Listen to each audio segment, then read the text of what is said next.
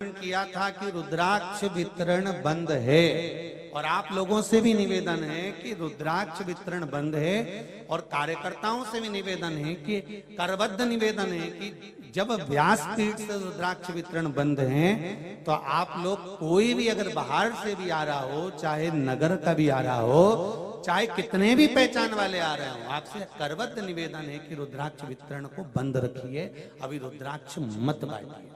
आप लोगों से भी निवेदन है, जो लोग बाहर से रुद्राक्ष लेने के लिए आ रहे हैं उनसे निवेदन है रुद्राक्ष वितरण बंद है, आप मत पहुंचिए कुबेरेश्वर धाम। दर्शन करना हो बाबा के तो पहुंचो, कंकर शंकर है, आप उसका स्मरण करना हो तो पहुंचे, पर रुद्राक्ष लेने के लिए नहीं, क्योंकि गर्मी बहुत है।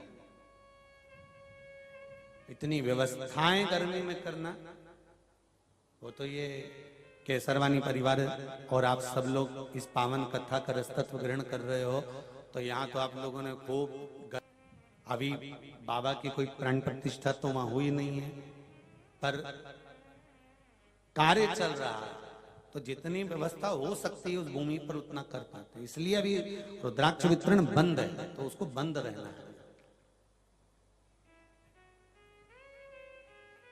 शिव कथा कर रही है, दिल से, हृदय से, चित्त से, मन से, जो भगवान की भक्ति का स्मरण करता है, शिव श्रवण करता है शिव कथा को, उसका मनोरथ पूर्ण होता है।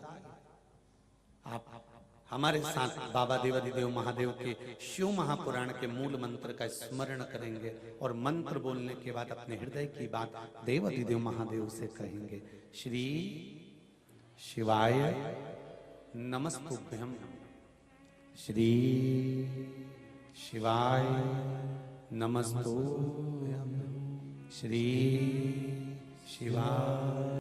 दुख आए, तकलीफ आए, हम ये नहीं कहते कि मनुष्य के शरीर में दुख नहीं आएगा। कोई महाराज आपसे कहता हो, कोई कथा वाला आपसे कहता हो, कोई संत आपसे कहता हो, कोई साधु, कोई सन्यासी, कोई ब्राह्मण जन आपसे कहता हो कि मेरे पास आओ और मैं दुख नहीं आने दूंगा, तो वो हो सकता है भगवान, वो भले भगवान हो सकता है। पर शिव महापुराण की कथा कहती है, शंकर भगवान का चरित्र कथा है कि शिव परिवार पर भी दुख आया। अगर मृत्यु लोक में जन्म लिया है तो दुख तो आए।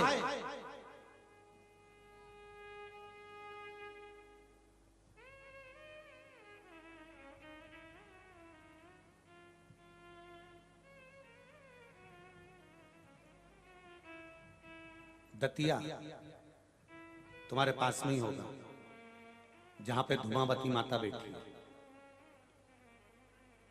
धुमेश्वरी माता जहां पर विराजमान है, धुमावती जहां पर विराजमान है। ये शिव परिवार के दुख का ही एक चरित्र है, धुमावती का मंदिर का दर्शन। भगवान शंकर ने एक बार माता पार्वती को काशी में यह बात कह दी थी। भगवान शंकर पार्वती जी से कहते, पार्वती मृत्यु लोक में रहता हूं मैं, ब्रह्मा ब्रह्म लोक में, भगवान विष्णु वैकुंठ लोक में, इंद्र लोक में रहता है, और पार्वती मैं कैलाश पर, पृथ्वी पर, काशी में, इस मृत्यु लोक का मैं निवासी हूं। और सुन पार्वती, भूमि पर अगर हम रहते हैं तो कष्ट मनुष्य की देह में आएगा जरूर, यह निश्चित है। ध्यान करिए, बादाम खाओगे तो भी मरोगे, नहीं खाओगे तो भी मरोगे। एसी और डनलप के गद्दे में रहोगे तो भी मरोगे और नहीं रोगे, अरे बोलते तो जाओ रे सागर वालों, तो भी मरोगे। कथा सुनोगे तो भी मरोगे और नहीं सुनोगे तो भी मरोगे। गुलाब जामुन खाओगे तो भी मरोगे और नहीं खाओगे तो भी मरोगे, पर मरना निश्चित है, निश्चित है।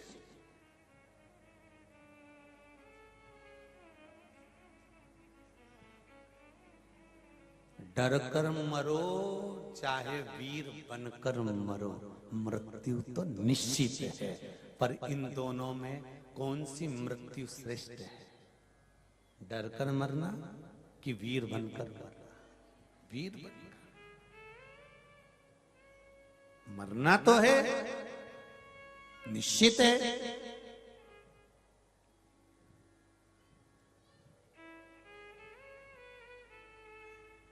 शिवजी ने माता पार्वती से कहा मृत्यु लोक में जन्म हुआ है तो यह बात याद रखना पार्वती कि इस संसार सागर में मृत्यु लोक में जन्म लेने के बाद मनुष्य को भोगना पड़ता है। दो कारणों से मनुष्य का शरीर मिलता है, एक भगवान का भजन करने के लिए, दूसरा कर्म का भोग भोगने के लिए। और सुनो पार्वती, मृत्यु लोक भोगने के लिए होता है। पार्वती जी ने पूछा भोलेनाथ जी से काशी में, आप मुझे क्यों समझा रहे हैं, क्या बात है?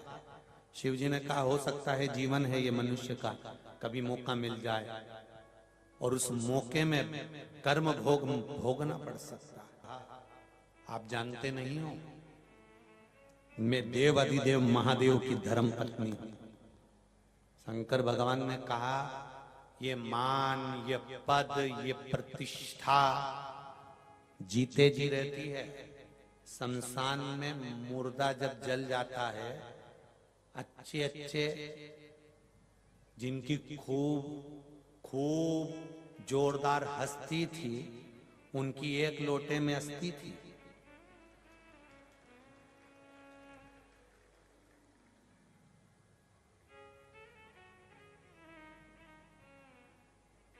कितनी? अरे जम के तो बोलो, एक लोटे से ज्यादा थी भी नहीं रे, छाट छाट के बटोरिए।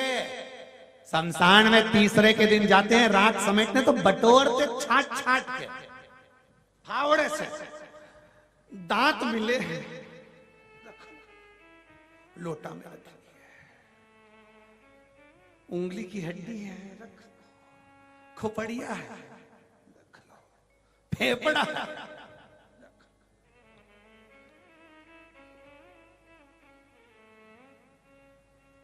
कितना रोना आता होगा, इतना बड़ा मनुष्य का शरीर इतने से लोटे में भरा, इतने से लोटे में। और टेंशन मत लो तुम भी, अपन सब भी लोटे में ही भराएंगे, कोई कहीं दूसरी जगह थोड़ी ना जाएंगे, इतने से लोटे में भरा। विचित्र पार्वती, जीवन में दुख आता है। पार्वती जी कहने लगी मेरे जीवन में दुख? हाँ दुख आता है। पार्वती जी कहने लगी मैं देवी हूं। शिव जी कहते हैं कि तू देवी बाद में है, पहले मृत्यु लोक में तू आई है, हिमालय राज के घर में तेरा जन्म हुआ है, तू प्रकट नहीं हुई है, हिमालय राज के घर में तेरा जन्म हुआ। मेरी अर्धांगिनी बनी है मृत्यु लोक में, इसलिए दुख और सुख ये दोनों मिलेंगे जीवन में। पार्वती जी कहती है ऐसा होता है। हाँ, और आया समय, ये दतिया वाली माता की कथा कहती है, धूमावती के समय आया, शंकर जी तप में लीन हो गए, पार्वती से कहकर तप में लीन हुए भगवान शिव। भगवान शंकर ने कहा पार्वती 11,000 वर्ष के लिए मैं तप लगा कर बैठ रहा हूं, साधन लगा कर बैठ रहा हूं, तपस्या में लीन हो रहा हूं। 11,000 वर्ष तक पार्वती तू मुझे टोकना नहीं, मैं 11,000 वर्ष के बाद अपनी समाधि से उठूंगा। पार्वती के कहकर शिव जी समाधि में बैठ गए। समय आया, घर परिवार में दुख और सुख तो चलते रहते हैं। आज भगवान गणेश जी ने आकर कह दिया माँ बहुत भूख लगी है, माँ कुछ भोजन दे दीजिए। माँ अंदर गई तो रसोई घर में कोई भोजन नहीं था।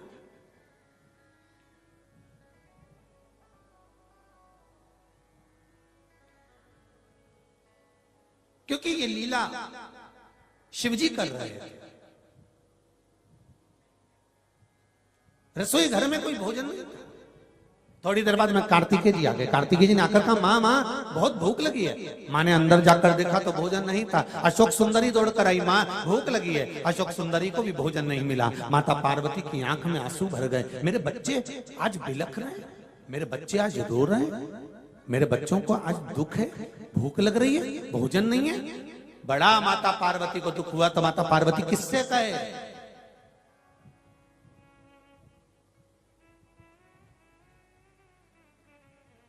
पति अपनी पत्नी पर चढ़ जाता है कभी कभी, और चिढ़कर बोलता है जब देखो जब तू मेरे से कहती है